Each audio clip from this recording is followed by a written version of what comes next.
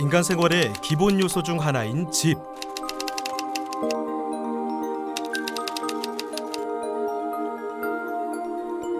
우리는 집에 대해 어떤 생각을 하고 있을까요? 얼마나 만족하며 살고 있을까요? 지금 현재 아파트에 살고 있고요. 사는 집은 그렇게 만족은 안 하죠. 주차 공간이 너무 없어서 가끔 이제 아이들 떠들다 보면 층간소음 때문에 각자의 삶이 다르듯 집의 모양도 천차만별. 하지만 좋은 집에 살고 싶은 마음은 인지상정. 그렇다면 과연 좋은 집이란 어떤 집을 말하는 걸까요?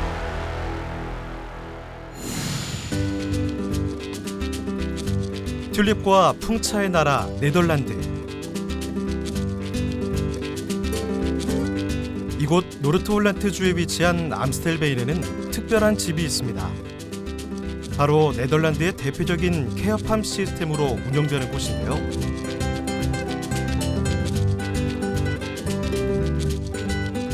포도 농장에서 와인을 생산하며 노인들을 함께 돌보는 집. 어떤 곳인지 궁금하시죠? 2006. That's when we started. We planted the grapes. It has to do with dreams. I always dreamed about making wine on my own land. And Tika always wanted to create a place herself for people who are a little bit disabled and have to recover, or people who are mentally ill, that they have the possibility to be on a nice place. That's what she wanted. So the combination, when we met, we created a combination of two dreams. So this is a dream spot. 네덜란드의 전형적인 농장을 가진 가정집에서 거동이 불편한 노인들을 돌보는 집. 바로 부부의 꿈이 실현되는 곳이기도 한데요. 이곳을 이용하는 노인들은 자신들의 집처럼 편안한 분위기 때문에 심리적인 안정은 물론 불편한 몸까지 치료가 되는 효과를 본다고 합니다.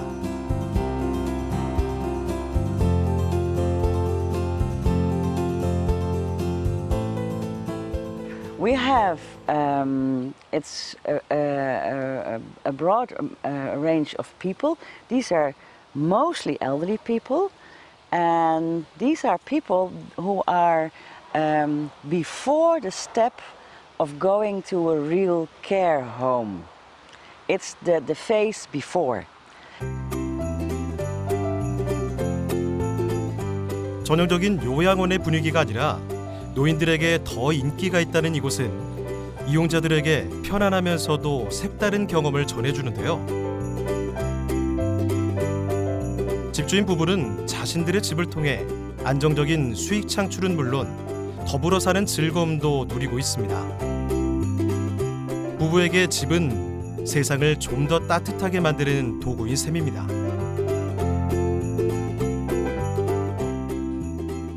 Most of them just want to be social. You must understand that they are at home. They have only a partner left or some neighbors. A lot of times they are alone. And when they are with us, there's a big social group. That means that there are a lot of things coming to them. 오랜 역사와 풍요로운 유물, 뛰어난 자연 경관으로 유네스코 세계문화유산 보유 세계 1위를 자랑하고 있는 나라 이탈리아. 이곳에도 특별한 집이 있습니다. 농장과 집이 함께 공존하는 이곳은 이탈리아의 대표적인 장애인 재활농장인데요.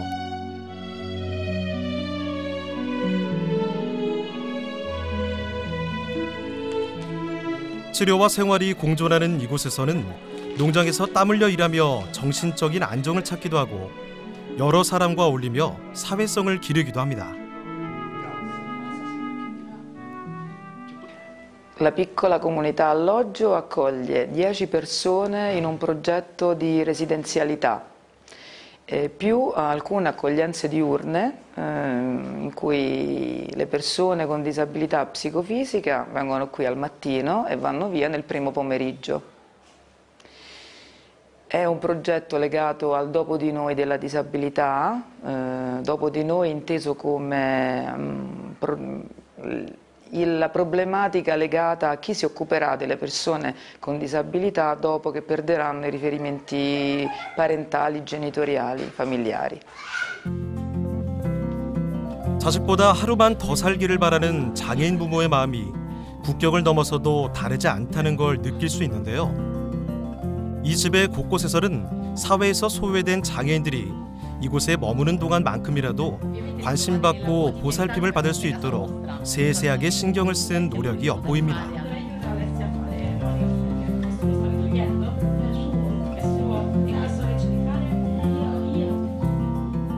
어쩌면 세상에서 가장 좋은 집은 엄마의 손길과 사랑이 느껴지는 곳이 아닐까 싶습니다.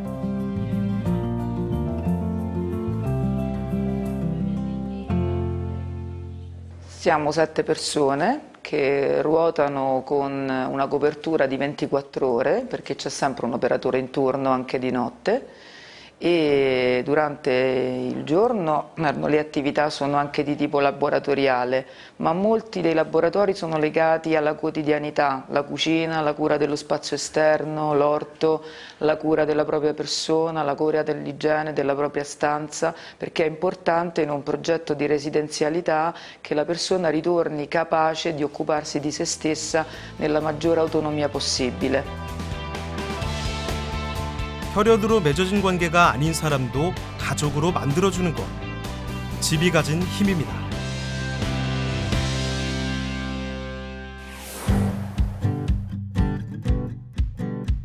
고령화 인구와 1인 가구의 증가 현상은 우리나라도 예외는 아니죠.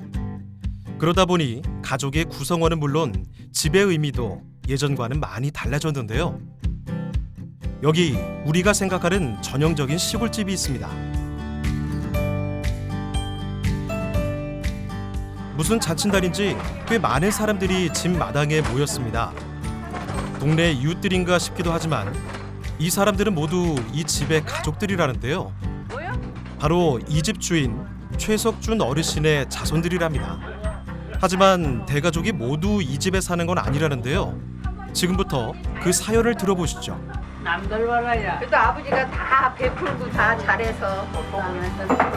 지가봐 형제가 오지도 않아. 오지도 않아? 우리 형제가는 일주일에 한 번씩 딱딱 모이잖아. 그럼. 바라보기만 해도 흐뭇하다는 건 바로 부모가 자식을 보고 하는 말이겠죠. 보기 좋다 그래봐 아버지. 아 참 보기 좋다. 88세 최석준. 네, 고맙습니다.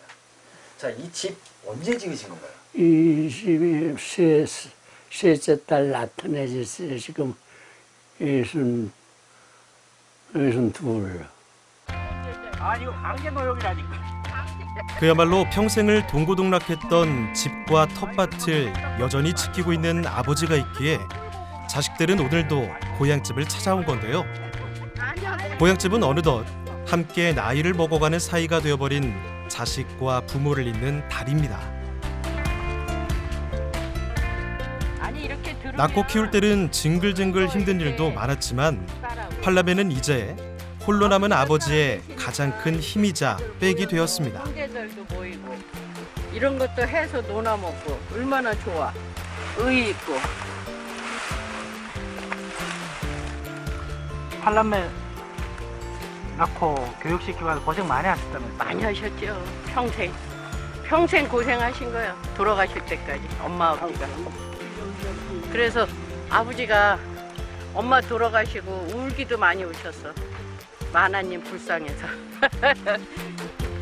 평생의 동반자였던 아내가 먼저 세상을 떠나고 큰 상실감에 빠졌던 아버지를 다시 일으켜 세웠던 건 바로 자식들이었습니다. 이렇게 모여서 네. 주말마다 오신다고 하는데 어떠세요? 아유 좋아요. 좋아. 왔다 가면 내가 왔어. 안 오는 난 죽고 싶은 마음밖에 없어. 그리고 왔다 가면 또 확 풀어져. 그리고 간병 아줌마가 토요일날 일요일 날은 꼭 가거든. 그 안에는 밥을 굶는 거야. 혼자 먹기가 해서. 오면 또 그냥 차를 주면 차를 한 숟갈씩 떠먹고. 그래서 괜찮은데. 요새 얼굴이 나아졌다 그래, 딴 사람들 보고. 연로하신 아버지를 모시려는 시도도 여러 번. 하지만 절대 집을 떠나지 않겠다는 아버지의 고집을 꺾을 수 없었다는데요.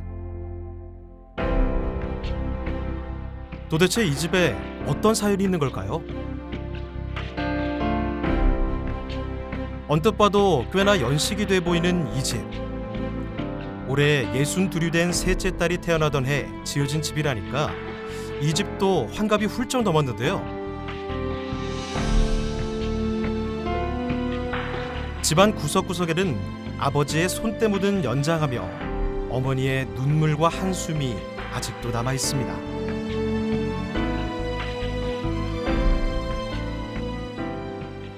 여기는 저 소 여물을 보관하는 장소였었고요.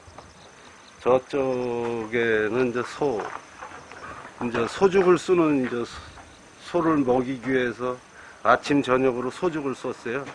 그래서 이제 그렇게 해서 소를 먹였고 방이었었는데 옛날에 지금 잠실이라 그러죠. 누에 키우는 여기 방이었었고 그 옆으로 보면 또 이쪽 옆에는 그 소를 키우고 그 옆에는 화장실. 이렇게 이제 옛날에 행랑채에다 이렇게 사용을 했습니다. 총 여기서 몇 식구가 자랐습니까?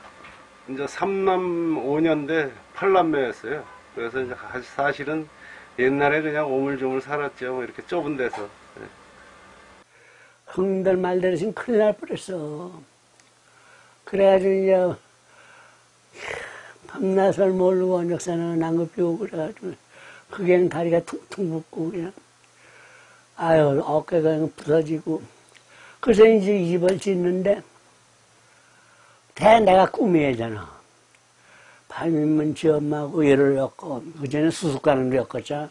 수술가는 엮어놓고 낮에는 또 흙을 파다. 실제는 흙을 파고 낮엔 염을 써서 비벼가지고 지 엄마는 또 떠주고 난 바르고 이렇게 해서 그냥 엄마를 했는지 몰라. 심심해만 하고 심심하면 하고 그랬으니까 아주 그래가지고 그냥 몸뚱이가 골았지 뭐. 골아서 자식들 건사하느라 몸뚱이가 상하는지도 모르시고 사셨던 부모님. 비록 어머니는 지금 함께하지 못하시지만 팔남매는 부모님이 손수지으신 이 집에서 아버지를 위해 기꺼이 음식을 장만합니다. 늘 받기만 했던 걸 이렇게라도 갖고 싶은 마음이겠죠.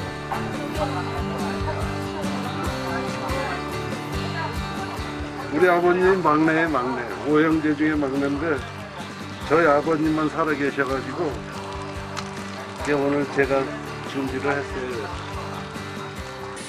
너무 고생을 많이 하셔가지고 항상 마음이 짠해.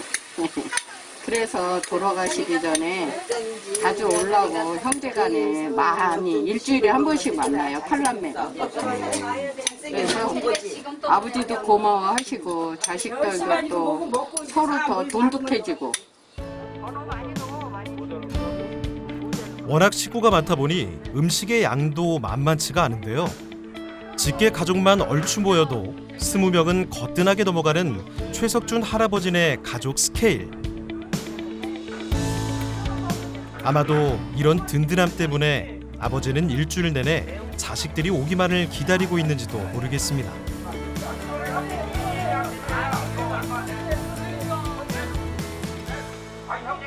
팔자 안 튀었다는 거예요. 왜 그러냐.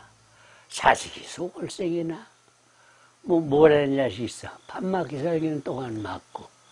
그러니까 난 걱정은 없는데 한 가지 내 몸이 아파서 그렇지. 몸이 아파서 되고 그러는데 속으로 나야지. 나는 죽어야지. 죽어야지. 이러니 뭐야. 죽어줘야지. 최석준 할아버지가 집만큼이나 애정을 갖고 자주 찾는 곳이 또 있습니다. 바로 먼저 세상을 떠난 아내가 잠들어 있는 곳. 할아버지는 오늘도 아내를 만나러 왔습니다. 자식들 얼굴을 보니 아내 생각이 더 났나 봅니다. 입장이 내 자리야. 내 자리 2만 원 입장이고 해놨어 다. 일제. 여기 오시면 뭐 이렇게 할머니한테 어떤 말씀을 하고 싶으세요 지금? 아니, 내가 고생을 많이 했어. 애 키우느라고 고생 많이 했어. 밭도 많이 줄였어. 애들 때문에. 참 내가 품팔아서 애들 먹고 그냥 살리려고 내 밤에 못 자고 품팔을 다니고. 아버지 뒤를 따라 아들들도 어머니의 산소를 찾았습니다.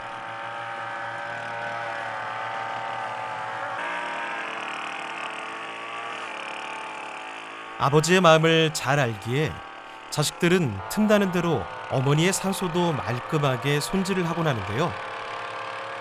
생전에 고생만 하셨던 어머니께 이렇게라도 효도를 다하고 싶은 것이 자식들의 마음입니다.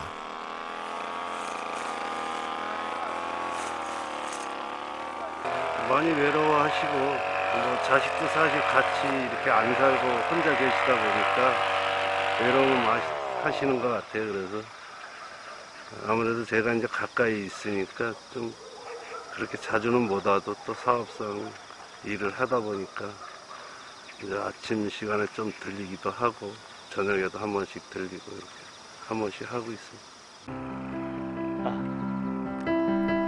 자식들의 마음이 아무리 지극하다고 해도 부부간에 쌓여진 적을 뛰어넘을 수는 없겠죠.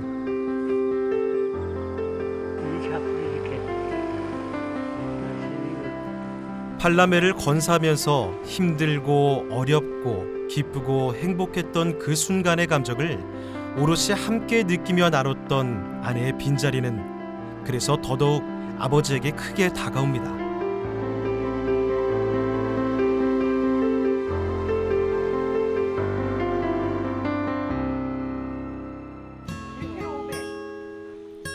한 차례 거한 밥상을 불리고 아버지와 팔남매가 다시 모였습니다. 지난 한 계절 동안 텃밭에서 자라난 고구마 순을 다듬기 위해서인데요. 팔남매가 골고루 나눠 먹고도 남을 만큼의 양. 다 계획이 있답니다. 이거 한 달에 3,000원씩 팔아서 아버지 용돈 갖다 드리겠어요. 뜯어가지고. 이거는 네, 고구마도 이거 심었지, 감자 심었지. 고추 딸 때 와서 고추 따지. 응, 고추 따지. 식구들 먹을 거, 팔남매 먹을 거 다 해는 거예요. 그전에는 아버지가 대대적으로 해서 많이 팔았는데 지금은 이제 힘드셔서 못 하시니까 식구들 먹을 거. 아버지가 살아계시니까 형제간에 이렇게 자주 모이지. 아버지 돌아가셔봐. 다들 바쁘다고 핑계대고 다 안 모이게 되지. 그지? 아버지 맞지? 그죠. 그러니까 아버지 계실 때 부지런히 와야지. 어쩌면 최석준 할아버지가 이 집을 떠나지 않는 이유는 자식들이 서로 사이좋게 지내게 하기 위함은 아니었을까 하는 생각도 드는데요.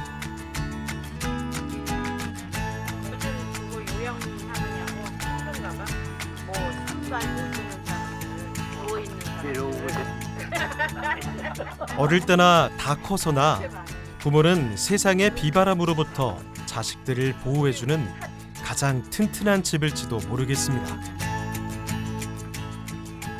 예전에는 그럼 어떤 농사 지으셨어요? 벼농사 이거지 뭐 맞나. 벼농사? 농사지고 그전에 찻대기를 했지요. 젊어서. 고추도 1000평씩 꽈리고추 1000평씩 심어서 가지 이렇게 심지. 오이 심었지. 그래 혼자 한 자씩 가지고 저 용산 댕겨서 용산. 그때 용산이 있었지. 이 가덕동 온 지가 얼마 돼요. 용산으로 만나 가가지고 밤만 술만 먹고 돌아다니고 아이 시절에 와 돈 찾고 아이 그런 생각하면 참 엊그저께 같은데 봤어 이렇게 되시니 에이 쉬운 거나 좀 했는데 쉼차서 밑에 잡대 고추 이틀을 따고 이틀 병원에 댕겼어.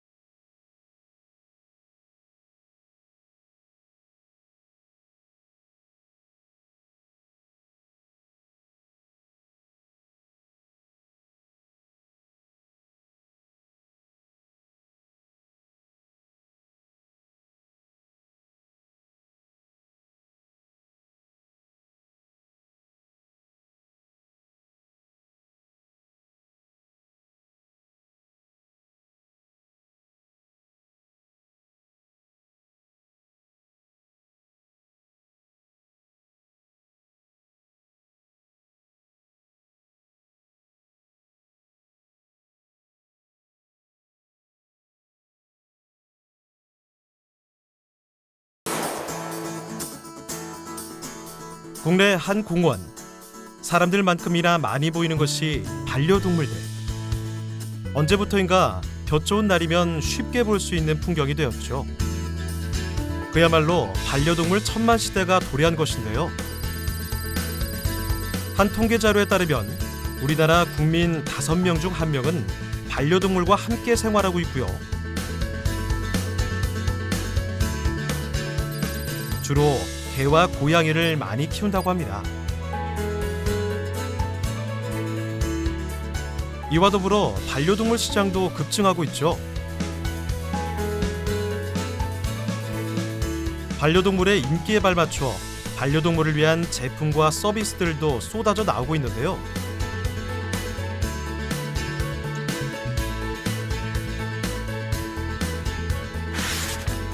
반려동물 초상화부터 반려동물을 위한 장례식까지 그 내용도 점차 다양화되고 업그레이드되고 있습니다.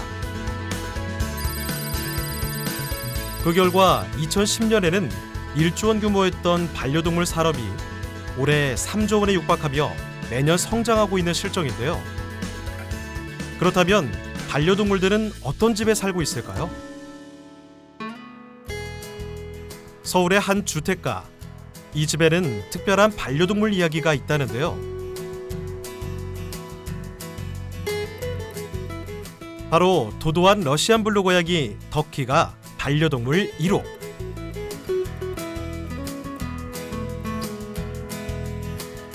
그리고 하얀 털이 매력적인 말티즈 봉봉이가 반려동물 2호입니다.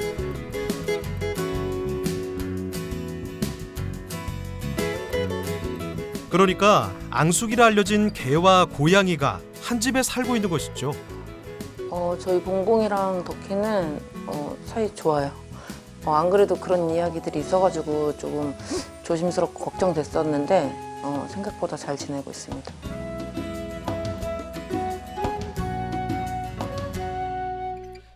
집주인의 사랑과 관심 덕분인지 실제 봉봉이와 덕키는 서로의 거리를 유지한 채 아주 뜨겁지도 그렇다고 냉랭하지도 않은 관계를 유지하고 있었는데요.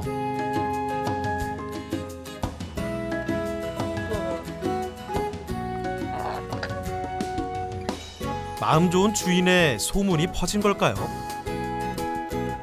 언제부턴가 이 집 마당에 새로운 가족이 되길 바라는 길냥이들이 하나둘 찾아오기 시작했습니다.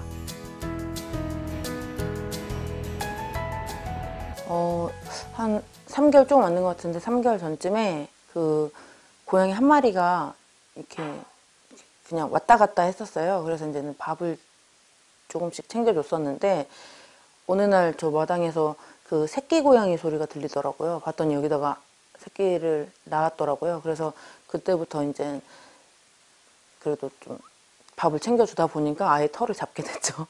네, 한 3개월 된 것 같아요. 3개월 사이 집주인의 배려 덕분에 눈도 제대로 못 떴던 새끼 고양이들이 제법 건강하게 자랐습니다.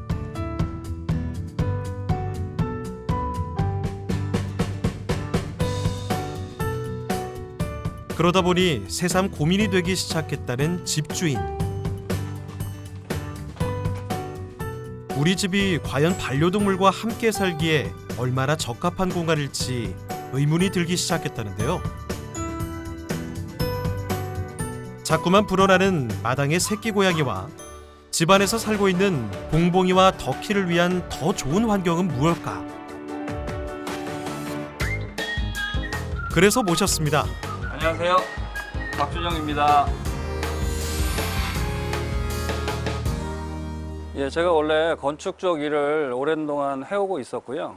제가 마지막으로 이제 프로젝트 마무리를 위해서 일본에 이제 출장을 가게 될 기회가 있었는데 그때 일본에 가서 깜짝 놀랐어요.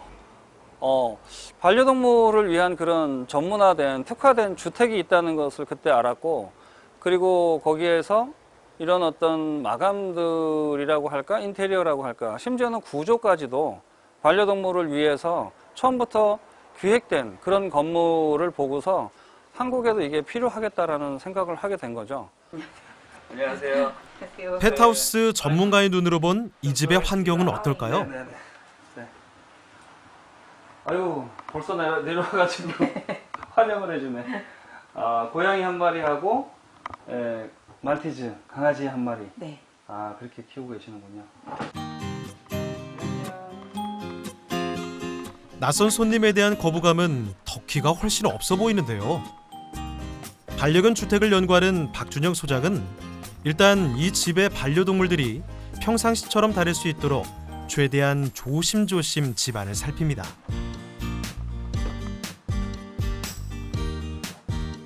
그 중에서도 박준영 소장이 특히 집중적으로 보는 것은 실내의 바닥 상태. 유독 바닥을 꼼꼼히 살피는데요. 다 이유가 있겠죠.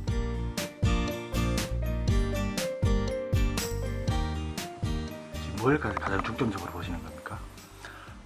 강아지들한테는 사실 실내 바닥이 얘네들한테는 굉장히 중요한 요소거든요. 사실 강아지나 고양이도 마찬가지겠지만 관절 질환이 이 아이들의 생활에 주는 영향이 굉장히 크기 때문에 관절에 영향을 줄 수 있는 바닥의 조건, 바닥의 미끄러짐 정도, 이게 굉장히 중요한 역할을 합니다. 그래서 전체적으로 어떤 상태인지를 먼저 파악을 하고 있습니다.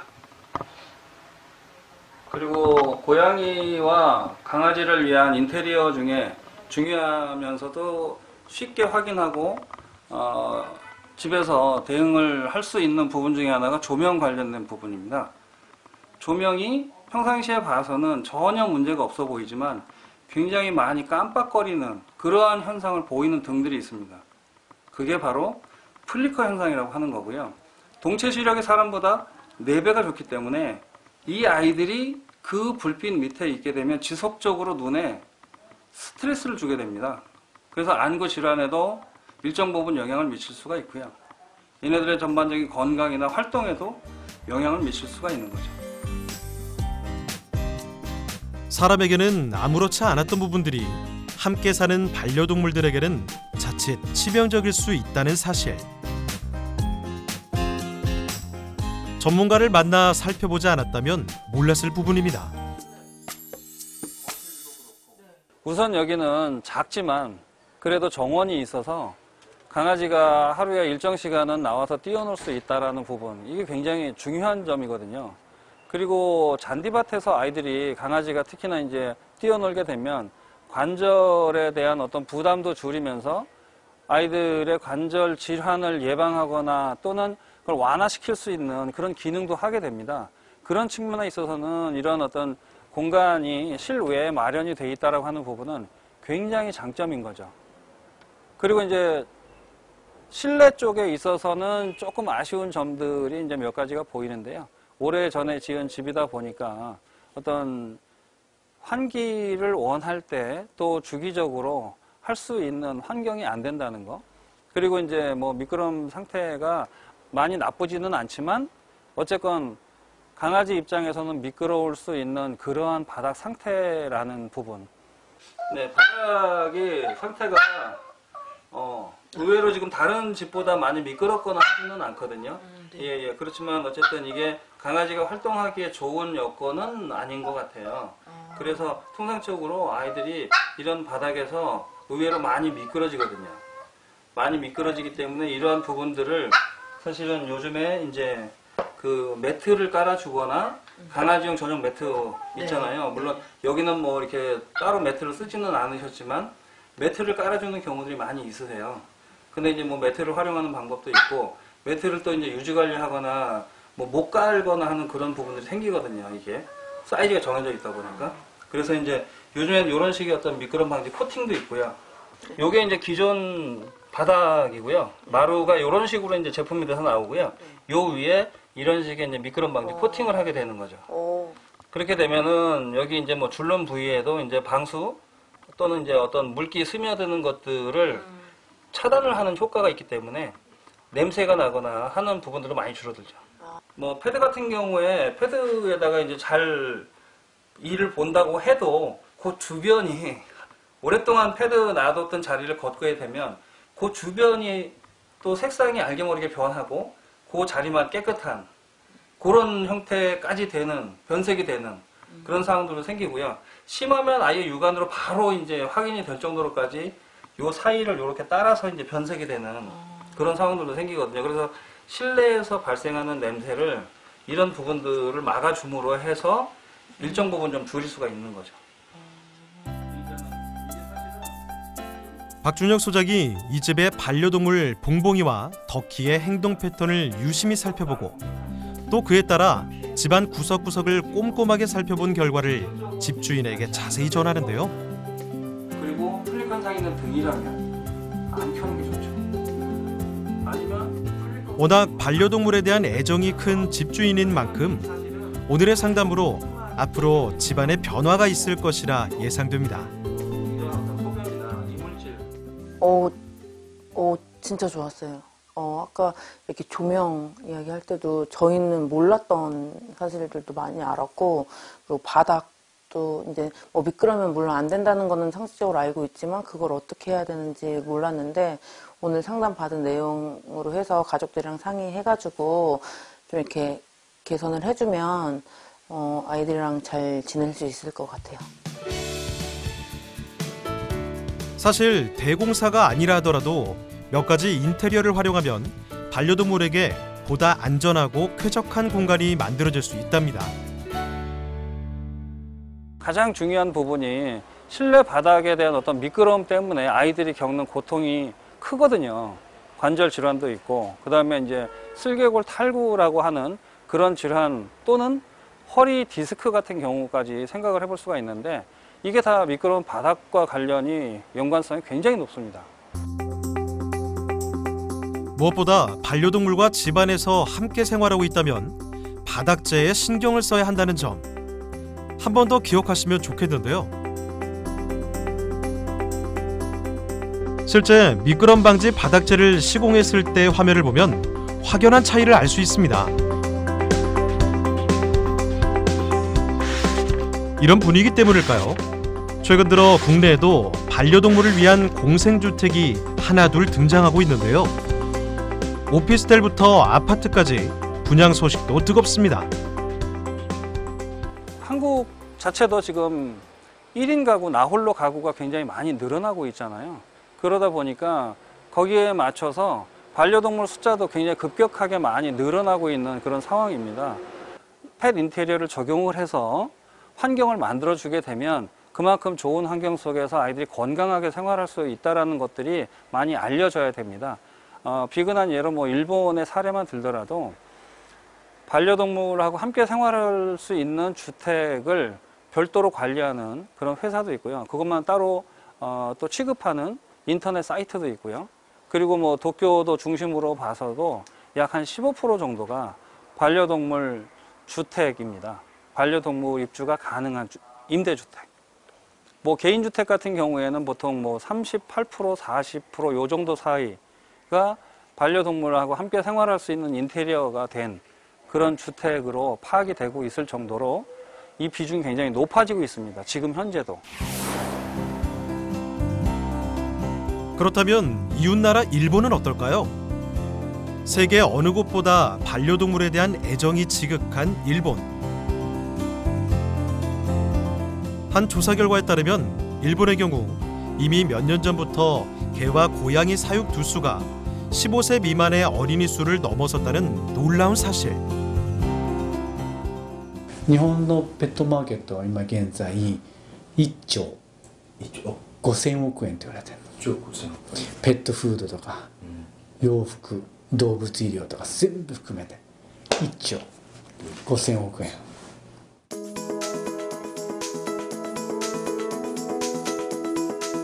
그중 최근 들어 주목을 끌고 있는 분야가 바로 펫하우스. 일본의 경우 펫하우스는 이미 하나의 주거 형태로 자리 잡고 있다는데요. 1997년부터 반려동물 주택 관련 관리 규약을 법적으로 도입하고 있습니다. やはりライフスタイルがこれだけ多様化していますので、ペットを飼いたい人のために、物件を作る側ですね、建築業者もどんどんペットと一緒に住めるマンションを建てるようになってきています。 일본의 경우 1990년대부터 펫하우스가 처음 등장하기 시작했는데요. 반려동물에 대한 관심과 시장의 규모도 컸지만 그보다는 당시 사회적 경제적인 분위기도 펫하우스 등장이 계기에 한 몫을 했습니다. ちょうど1990年に日本はバブルが崩壊したの。でその時に、日本って大体こう韓国でいうとメゾンね、賃貸マンションが主流なのね。その賃貸マンションを僕はサラリーマン時代に、土地を持ってる方に建ててくださいっていう営業をしてたの。それが僕のサラリーマンで、僕のことを信用してくれて日本円で2億とか3億ね投資してくださる。でそれが信用して建ててくれたのはいいんだけども、日本がバブル崩壊で簡単に言うと政治経済がのおかげで僕の何のミスでもないのに賃料がダウン、それから空室率、空き部屋が多くなって、だからそれ僕のミスだったら「I'm sorry」っつってねなんとか必死になれるけど、日本経済とか政治経済だから、じゃあ日本経済がダメでも自分の努力とか企画でプロデュースで、そうやって空室とか賃料がダウン下落することを防げるビジネスモデル、これを一生懸命模索し始めたのが1990年、25だから25歳ぐらいの時。 어려움을 극복하기 위해 시작한 펫하우스는 예상보다 큰 효과를 거두고 있습니다.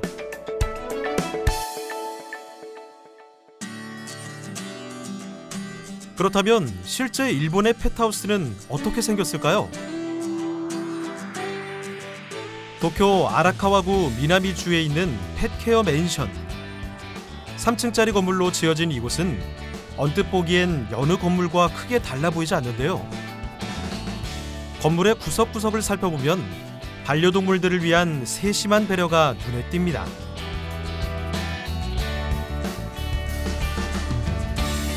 이곳은 반려동물이 뛰어놀 수 있는 운동장이고요. 외출 후 발을 닦을 수 있는 간이 세면대부터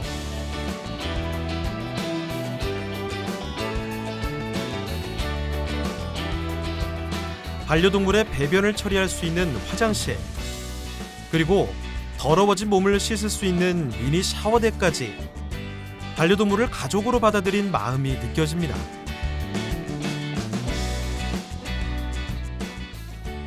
음, でも日本ってこれから2020年オリンピックイヤーからほなちょっと人口も減ってくるし、逆に言うと全てが曇り、晴れではなくて曇りになっていくのね。そうすると今度一戸建てを持つよりも賃貸っつって、賃貸マンションにシフトしていくから、僕らはどちらかというと、このペットハウスは賃貸マンション向けなんですよ。そちらにどちらかというと特化して、もちろん一戸建てで一つのハウスでペット矯正用の床材から何から全部提供してくれって言えば提供するけど、会社的に、どのマーケット、住宅っていうハウスマーケットの中では賃貸マンションでそういうビルダーやゼネコンやハウスメーカーに明日からでも全部作れる設備から規約から全てを持ってますよと。 이처럼 반려동물과 함께 거주할 인구가 늘어난다는 건 관련 산업도 덩달아 더욱 세분화되고 발전한다는 증거일 텐데요. 일본의 동물병원들도 보다 차별화된 전략을 펴고 있습니다.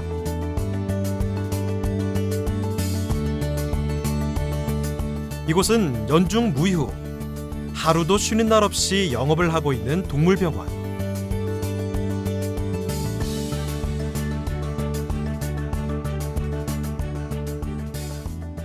そうですね、まずはいろんな設備っていうのが、ペット向けの設備っていうのを動物病院自体に取り入れてるっていうところがあります。それからあと動物病院と同時に往診っていう形で、飼い主様のご自宅に獣医師が行ってそこのお家で治療するっていう形の、モデルを取り入れております。あともう一つは、ペットルームってペットケアができる、セルフシャンプールームっていうのを設けてまして、飼い主様が自分のワンちゃん猫ちゃんを連れてきて自分でシャンプーができるっていう環境を整えております。 위생이 건강의 기본이라는 생각 때문일까요? 이곳 병원에서는 특별히 스파 시설이 잘 갖춰져 있는데요. 때문에 꼭 아픈 곳이 없어도 애완동물을 깨끗이 씻기기 위해 찾는 경우도 많다고 합니다.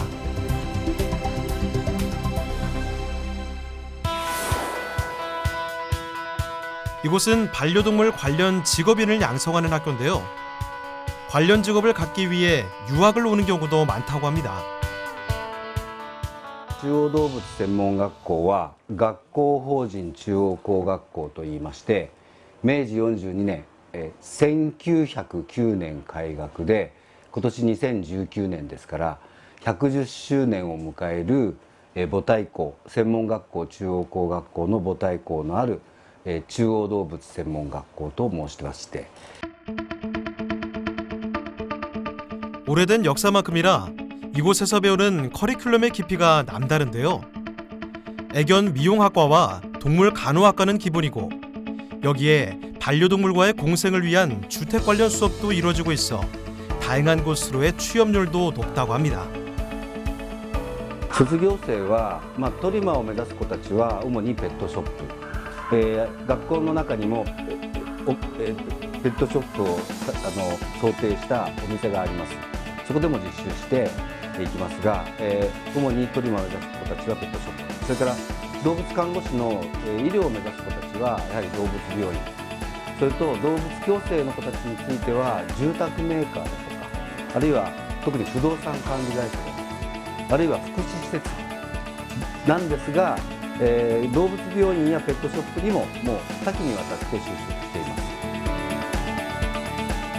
반려동물과의 아름다운 공생을 꿈꾸는 사람들. 더불어 새로운 주택의 등장에도 보다 많은 관심이 모아지고 있습니다.